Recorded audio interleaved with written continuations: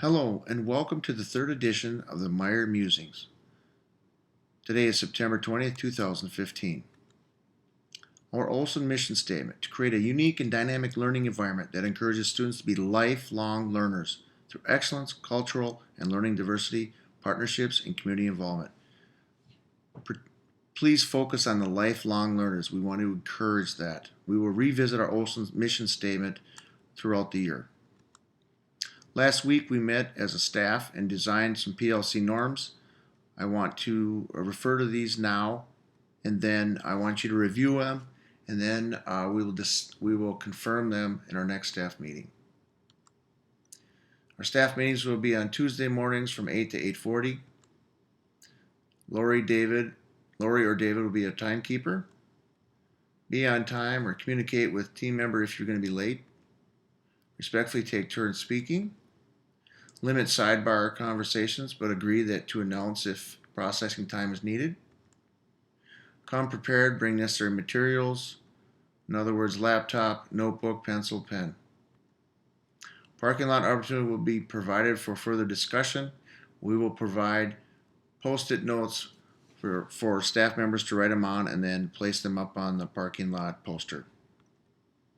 Use professional judgment with confidentiality. In other words, don't have conversations outside of the room, like at the water cooler or at outside in the parking lot. Decisions will be made via majority, but before all voices must be heard. Decisions are made by the group when appropriate. There are times when I'll just get feedback and then I need to make the decision. If there's a conflict, if it's a large group, I will address it. If it's individual, I'll discuss with that individual.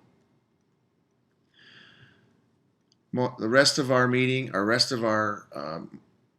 slideshow will be focusing on the three-component framework: management, instruction, and learning supports.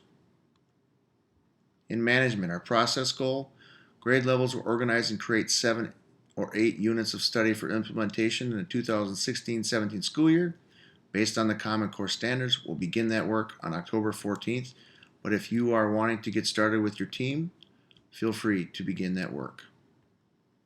There'll be no staff meeting. Please work on unpacking the standards with your grade level if you have not done that already. There's a few of us that still need to complete that. Remember, we want to finish the first 2 in literacy and the first 2 in informational text. The reading assessment plan for 2015 has changed due to some circumstances over at the district office. Look for a handout in your mailbox indicating when we will be doing what assessments and what assessments we will complete. Crosswalk schedule will begin Monday, September 21st. Outside person for your grade level will, if it's your turn to be at the crosswalk, your grade level turn, then you will not have to have someone out on the sidewalk. That person will take their turn at the crosswalk. For example, Monday's crosswalk duty is first grade, so the person who's outside for first grade will go to the crosswalk, and you will not need to have someone on the sidewalk as well. Lunch duty. Teachers, it's very important that you move around and support kids. Please do not sit down. Please do not sit and talk with other teachers for long durations of time. It's important that you move in and out of the tables, help wash, help organize the kids to clean up, as well as maybe open milk cartons and things like that for some of the younger kids.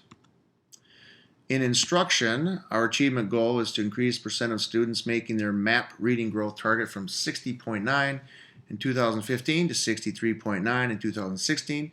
This includes grades 1 through 5. Our MAP testing will take place in the fall for first and second grade, as well as new students, and then everyone else in first through fifth will take it in the spring again. How do we meet this goal? One way is through rigor. How do we increase rigor? Well, prompting guide. That's a huge piece. I would encourage people to start using it if you haven't already. You start using guided reading, or when you're planning. You see on the back that has different levels of thinking questions. And here's an example of making connections. There's about 11 different prompts that you can use. So when you're planning, plan out some of these questions and be purposeful with it. It's a good way to start utilizing them more and they start to become natural. Also, in the first 20 days, I've seen some really good things happen. Here's a chart from Nick's classroom, ways to start partner talk. Here's another chart from Nick, iPick. In this, during this same week, I saw Amber. She was working on a rap that the kids made up about how to pick their books. It was kind of fun to watch, and the kids were into it. So these are different ways to intrigue them while you're working through the first 20 days. In learning supports, our learning support goal is home and family engagement in schooling. We're focusing on attendance. We're going to do that with communication reports and surveys. Our mental health support schedules are as follows. I finally completed that. Hema will be here Tuesday from 10 to 1. Again, Hema speaks Spanish, so we have someone that can help translate as well as help translate some of our writings or things that we send home. And on Friday, I was able to nail down a plan with DJ from Cornerstone. DJ will be here Fridays from 9 to 2. That is huge. He's going to be taking up a huge void left by Ahmed. So excited to see DJ. Also in learning supports, ISST, Individual Student Support Team. That's the new name. It's going to be district-wide now, so everyone has it as ISST.